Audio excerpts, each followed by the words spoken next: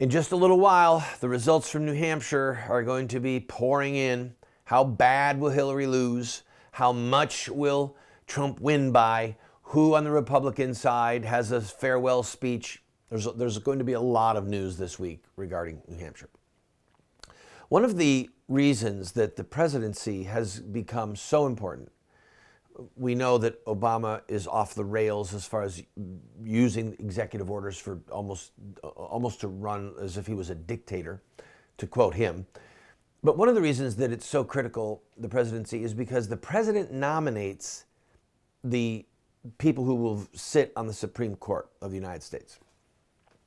The president actually nominates all people to the federal judiciary. All right, so quick civics lesson.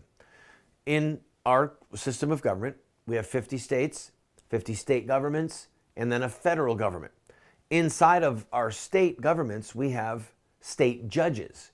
All right, they go by different names, but you can have the Supreme Court of the state of Massachusetts, for example, who ordered the legislature to create homosexual marriage, so-called. And Mitt Romney and the legislature in Massachusetts bowed down, scraped and groveled and said, yes, Massa, yes, we'll do what you say. They should have said, go to the hot place. You're not going to tell us what to do. We're not doing it. And they should have begun the process of impeaching the judges, because the judges violated their oath of office. They had an oath to uphold the laws of the state of Massachusetts, the laws of the government, the laws of the Constitution of the United States. They violated their oath of office. That's why Romney was not qualified to be president. It's one of the key reasons why. So the reason the president is so critical is because, just think with me for 1 minute about the impact of the judiciary on our lives. Did the people of this country vote to have child killing? Nope. It was rammed down our throat. 7-2 vote in Roe versus Wade and Doe versus Bolton. 7 people elevating themselves above the laws of God, pretenders to the throne of God. 7 people on the Supreme Court of the United States ruled that a woman had a constitutional right to privacy, which included the right to determine her own future regarding a baby. She could kill her baby. 7 people. Those 7 people got on the bench because presidents picked them. They're not elected officials. Then they have a lifetime appointment. All right? A lifetime appointment. So who we have as a president is really, really critical. And the failures of our presidents in this regard are astonishing. Astonishing. I'm a big fan of Ronald Reagan.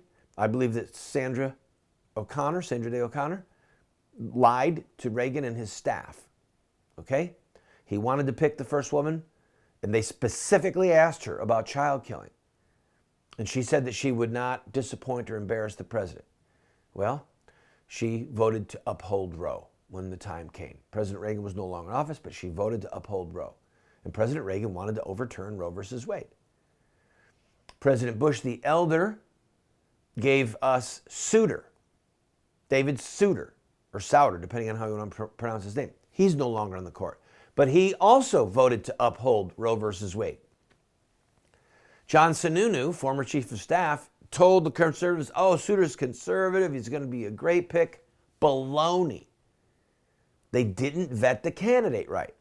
So here we are living with the judges that are currently on the Supreme Court, who were appointed, some by Republicans, some by Democrats, but who are just literally unleashing hell on us. And it's not just these current judges. It's been this way for almost as long as I've been alive. Forced busing, which helped destroy some neighborhoods and some communities. Forced busing was an edict from on high, from unelected officials on the Supreme Court. The flood of pornography, an edict from on high, from unelected officials, the Supreme Court, who said that it's covered by the First Amendment, free speech. child killing from an edict from on high, so-called homosexual marriage, the Obergefell decision. Almost every state in the Union had laws saying marriage is between a man and a woman. The people of this country, voting as they did through their elected officials or in referendums, said no. Marriage is between a man and a woman.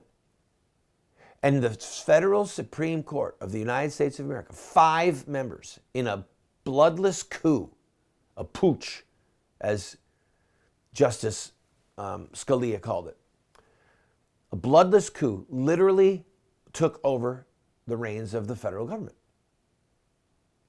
They trashed the Constitution and the laws of this nation.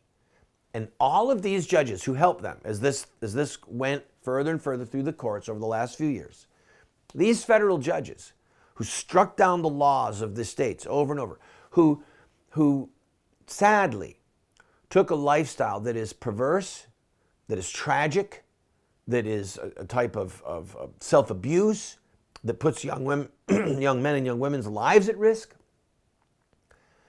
They elevated that sin, that mortal sin, if you believe in old world theology, Catholic, Orthodox theology, even Anglican theology. They took that sin and elevated it to the point, or to equality with marriage as God created it. All of this from federal judiciary. So the presidency is critical, not just because he's the chief executive of our government, but because he gets to pick the federal judges. And I'll tell you one thing, man, if I was the president of the United States, I would have a staff that properly did the research on any potential federal judge. Any potential federal judge. I'll be back.